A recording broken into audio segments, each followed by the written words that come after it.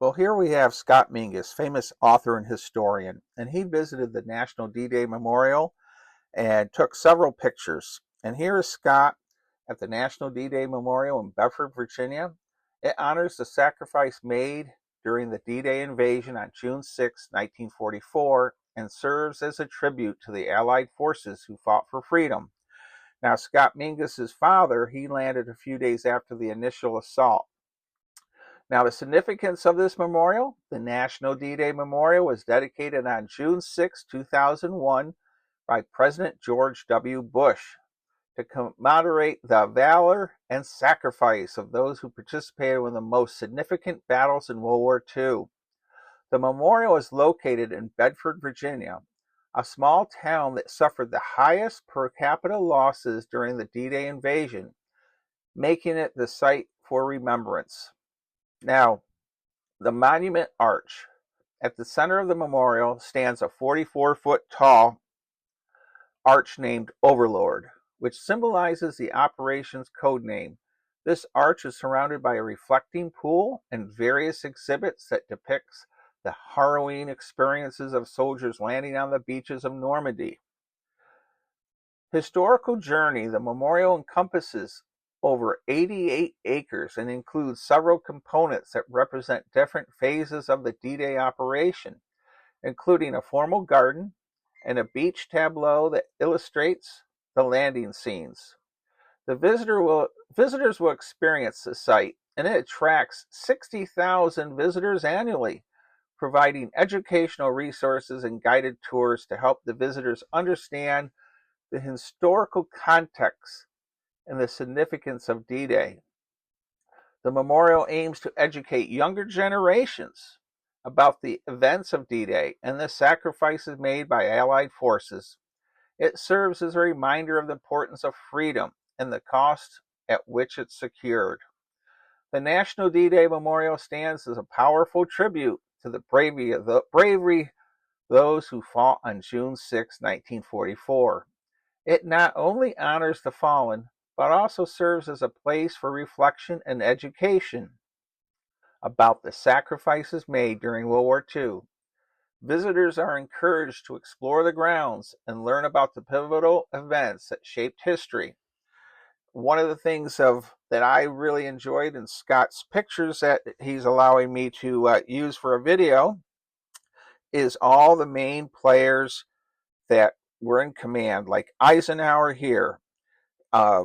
So they have statues or busts all throughout the site, it looks like. Everyone from Patton to Montgomery, Truman, and there's Montgomery there, British commander in North Africa and all through Europe. And there we have, I believe that is, well, that's Mallory. I had to look him up, and it's quite amazing how many busts are in this memorial system. That even Winston Churchill is there. So it's a nice way to have everyone remember such an important event. And the Gold Starred Families Memorial Monument to all those that have fallen. And here's another view of the big arch. And you notice the benches to sit and reflect upon the battle. Here we have a Piper Cub airplane, which is used for reconnaissance. These statues and vignettes are incredible. Here we have a soldier climbing the wall with his Tommy gun in the air. And sadly, here we have a sight that was seen too often on the beach. A fallen soldier with his gun placed in the sand, his helmet up. And here we have a Dodge Power Wagon 4x4. Very good truck. And here we have a really neat statue of a soldier jumping for cover or charging forward. The statues and vignettes that Scott sent me here are just incredible. I have never been to this site, and I believe that's the French leader. I could be mistaken. The Combat Wounded Veterans Monument here is very nice, dedicated to all men and women wounded. Now, I believe that's a good old Truman.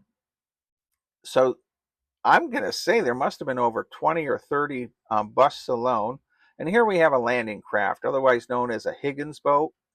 Um, they're quite flimsy, um, but they were used to launch off a larger ship, and they would land on the beach, drop their ramp down, and the soldiers would just clamber out while being shot at.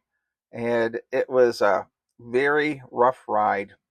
And Kilroy was here. That was written all over there, all through Europe. And we're going to close this out with thank you, Scott Mingus, for allowing me to use your pictures for this. I've never been to this site, and it's really neat to have made this video for you.